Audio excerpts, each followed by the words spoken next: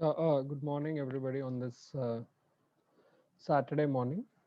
And if we have to say one thing about stress, then it is something which is always there, but something which takes a significant part of your way. But at the same time, you have to somehow figure out how to tackle it. And it is important for us to know what exactly can cause you stress, especially as you grow older. So it's very simple. When your body actually senses any kind of danger, your brain will then signal to detect your muscles to actually tighten. Then there are some glands which are known as adrenal glands, which are above your kidneys. So they will release the stress hormones. So it is usually adrenaline. So what will happen is blood pressure might rise, your senses will sharpen. Now they also increase your reaction time, increase your strength, improve your stamina, and enhance your focus. No, this is what we call as a stress response. So it is entirely normal and very much important to survive. The reason being that when you are tackling a lot of issues suddenly which the body actually focuses on, so जो response रहता है stress वाला, that is what gets you out of it.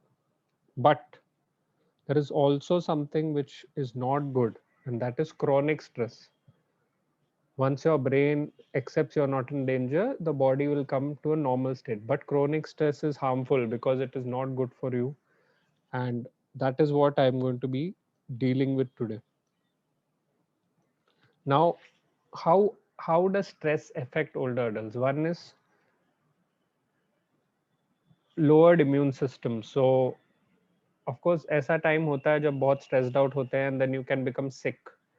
So it can only become more stressful, and then it's very difficult to get out of it. So stress tends to suppress your immune system, and then hota kya hai, you are more and more susceptible to any amount of illness.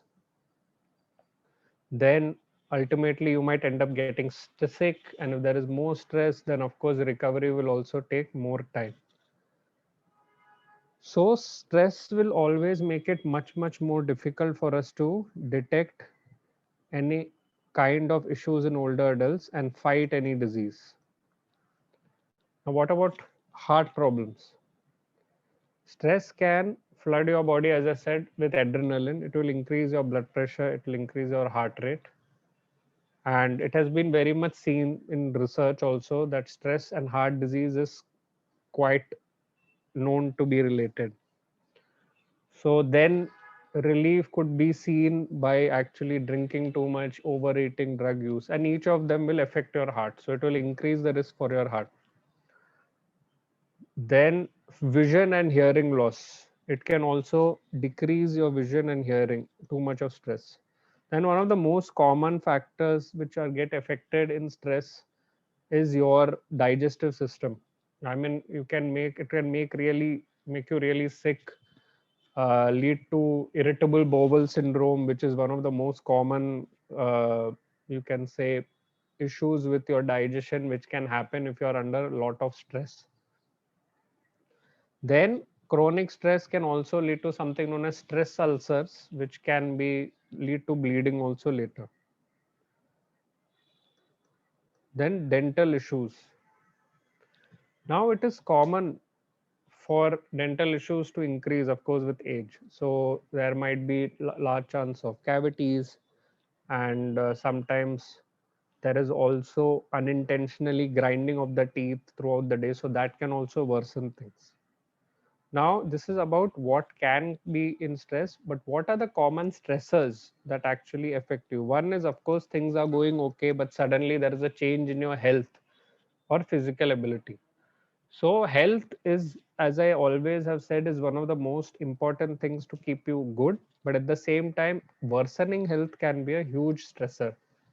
So, one is deteriorating health, then increasing your dependence on others, your healthcare costs. Unfortunately, a lot of times, depending upon your condition, there will be costs involved. So that adds just additional stress. Then losing energy. Now it is very frustrating. अगर आप पूरे time अच्छे से रहे हैं and you have been all fit, and suddenly you get sick, then you will slow down, it will slow down your lives, it will irritate you. And then one of the most important things which might happen if your change in the health ability is losing your ability to do your favorite things. तो आप बहुत सारी चीजें करते थे, but then suddenly because of stress, because of things which are actually you're not able to do it anymore, so that causes stress.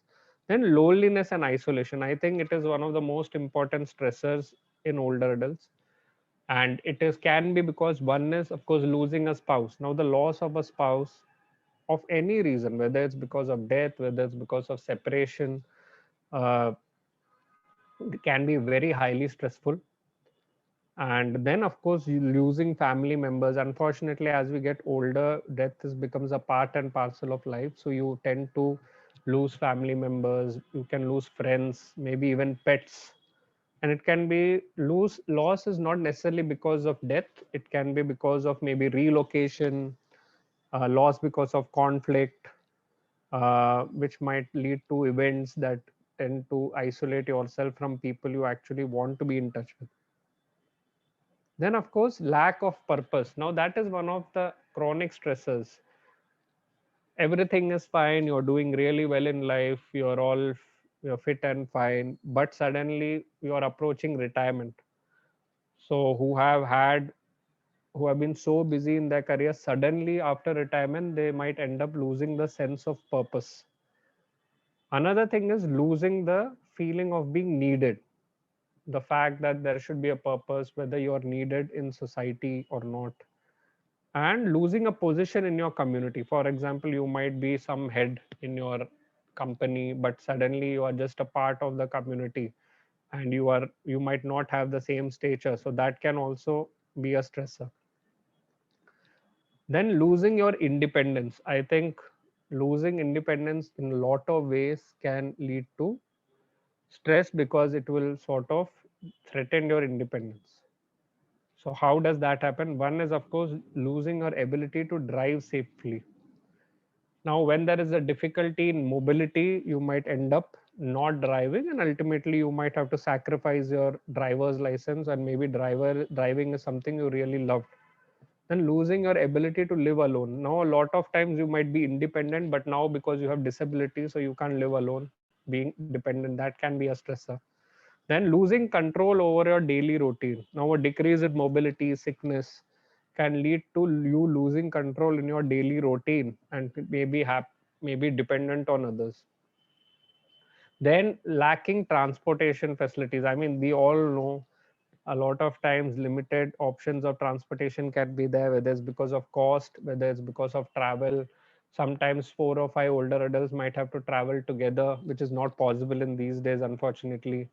Then loss of independence, one of the very important causes is financial independence, losing the ability to manage your own money. I'm not even saying you're dependent on others. Ability to manage your own savings, you're not in a position to actually manage it yourself. That can be a real stressor. And of course, healthcare costs. Now, sometimes healthcare costs can lead to older adults not losing their independence as far as financial independence is concerned.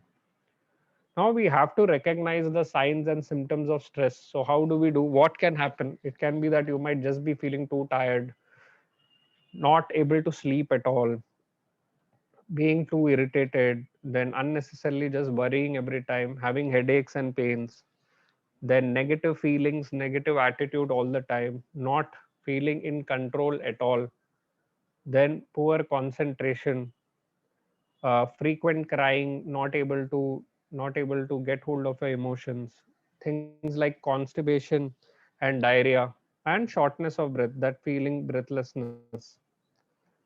Now it's very important that these symptoms that I have told, if anybody of you or somebody else is uh, undergoing it, then you need to notify or need to take help.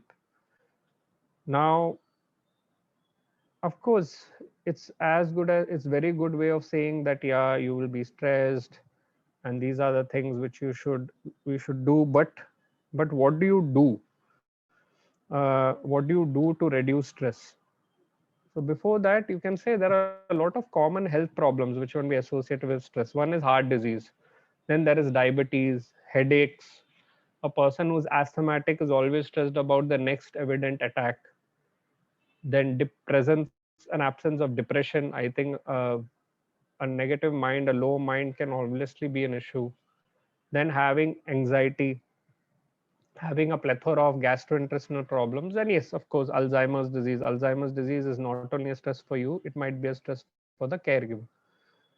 Now, how do you reduce stress? Now, there is something known as mindfulness.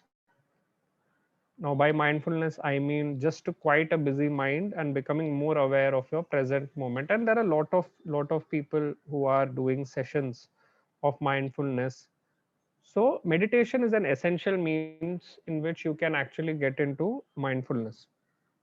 So, it's about basically getting the learning about the brain's availability to really adapt and rewire. So, as this is known as something known as brain plasticity. So, always think of brain as a muscle wherein you have to exercises through meditation and then it will obviously strengthen.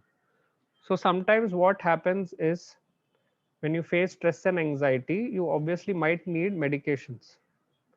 Now, medications not always will help you solving the problem. Ultimately, mindfulness might help you in stemming the rot. So, both things we'll have to do.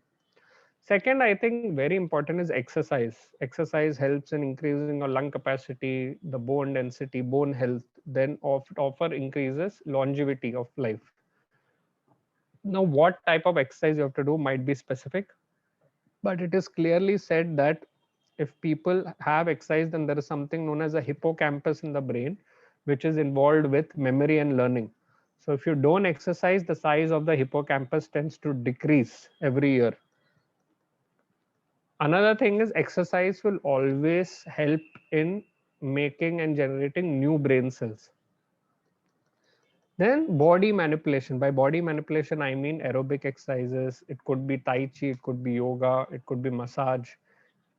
The benefits is it helps, of course, in relieving your physical effects of stress which are there. It helps in reducing your blood pressure. Then it helps in releasing endorphins at the same time because endorphins are always good for your brain. It helps in enhancing mental capacity and concentration. Then improving conditions, of course, like Alzheimer's and Parkinson's. Now, these activities, with of course, with other physical exercises, can help you in maintaining your independence. So that is important. Then a sense of community. So there might be a lot of physical issues wherein you might lose your vision, you might lose your hearing, maybe even memory. But community, I think, is very important. So there was in 1938. I mean, 1938 is quite a long time back, but there was a study in Harvard which said that what what is the secret of health and happiness. So it was a long study, and it basically was published in something known as the Book of Triumphs of Excellence. So what did this study say? It said that money and social class don't matter. I mean, it is not proven. It has been not by one study, it is proven by multiple studies. uh, an increase in income, yes, can give you temporary happiness but not necessary happiness forever. And anytime you can change your life. I mean, we always think, no, around 50 years ago I have been this way, so at 70 how can I change? No, you can change your life. In fact, a lot of people have said that after 70s the real growth continues because everybody is ready to change. Then very important is happiness and success is always dependent on warm relationships. I think it's very important to have relationships to your entire life because it helps in alleviating stress, not elevating stress. So it helps in decreasing stress. Then eat nutritionally. I think eating is again very important. uh, Too much sugar is not good because I know it's it's easy energy and you will obviously crave it, but have sugar but not too much. Too much of sugar can lead to diabetes, a lot of diseases. So ultimately you need to have increased mindfulness, exercise regularly, engage in some body manipulation like exercise, tai chi, massage, be active in your community, have social connects, and eat nutritionally, because I think you have to have very much important. Then another thing which is helpful is volunteering. Learn strategies then to help you cope. I mean, it can be anything. I have told this a lot of times. It is not necessary that one person's way of dealing with stress is the same as the other person. It could be it could be anything. Maybe music which relaxes you, talking to a friend which relaxes you, just not doing anything for half an hour and closing your eyes, that could relax. And again, I mean, since the starting of COVID, which I've been saying, and I think you always would even know it, is that if you try to control the uncontrollables, then you will always be in some kind of stress. So don't try to change things, try to think of things which are not in your control. I think that is very important. Try to control what you can control. You can control your body. Sometimes becomes difficult to control your mind. So you need to re-channelize the mind.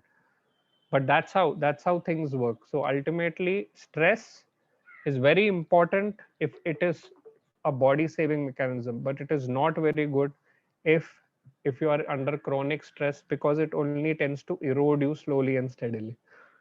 So thanks a lot for your patient hearing. If you have any questions and comments, more than happy. Thank you very much, Doctor. Before I allow people to unmute, I have a couple of questions again relating to this. When does what is that event that should happen because of stress by which you need to talk to a medical practitioner? And when that event happens, what is the kind of medical practitioner you have to talk to? Who is it? Is it a doctor?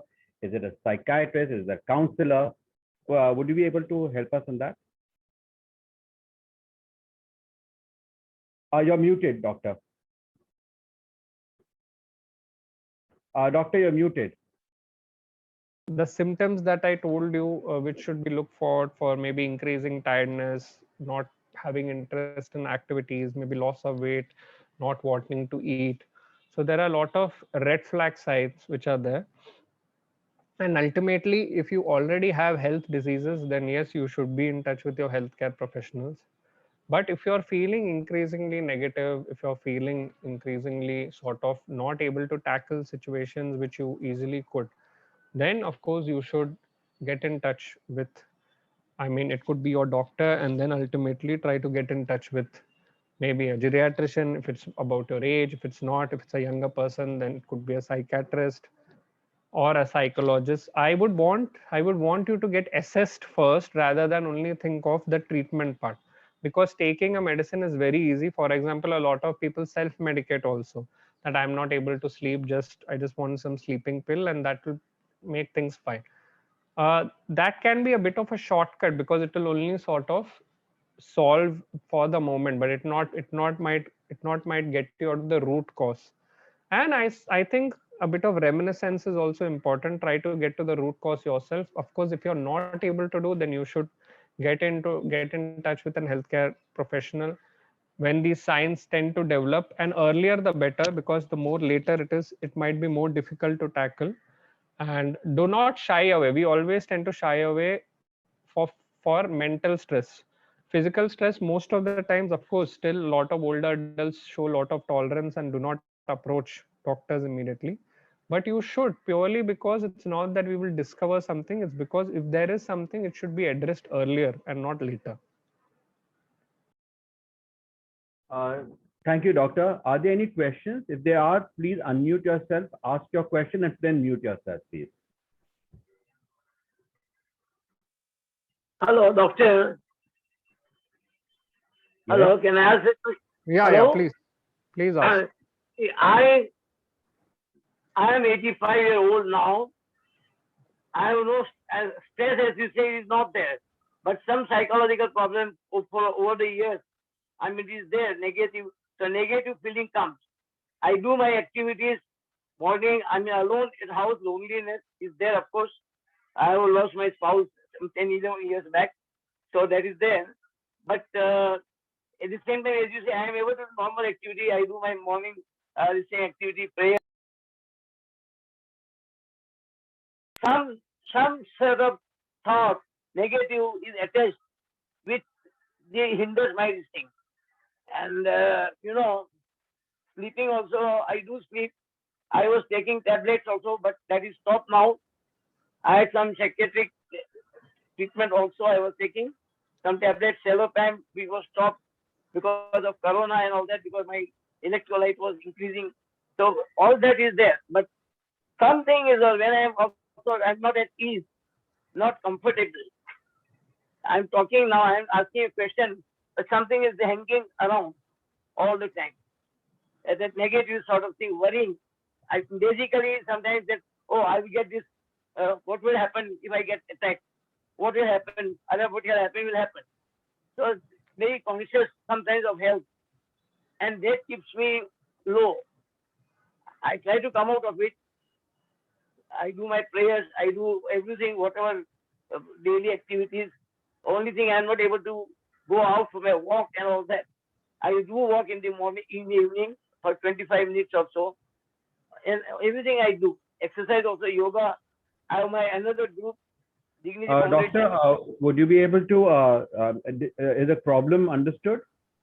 Yeah, I would say ultimately you have already uttered so many positive things that you do.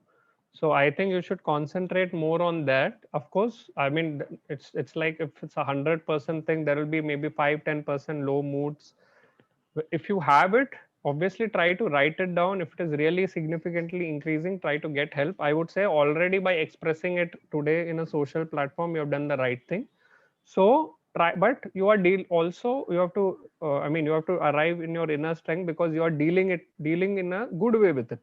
So try to deal it the best way, but at the same time, as I said, try to be more busy in things you'd like to do, and ultimately the negative feelings will sort of tend to will obviously change over time. Yeah. Any other questions? Please unmute yourself and ask.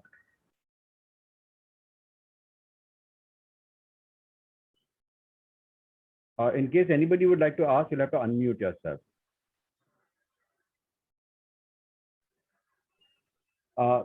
Doctor, I think this is the last question. Thank you very much again for the session. It's been very helpful. I think the kind of stress that a lot of us are going through, I think we all need coping mechanisms. Again, from behalf of all of us, thank you very much, and we will see you again next week. Remember, a copy of this will also be there on my website. And in case any of you would like to contact the doctor for professional consultation, just look at our website or contact RA Social. We'll give you his number. Thank you very much. Thank you.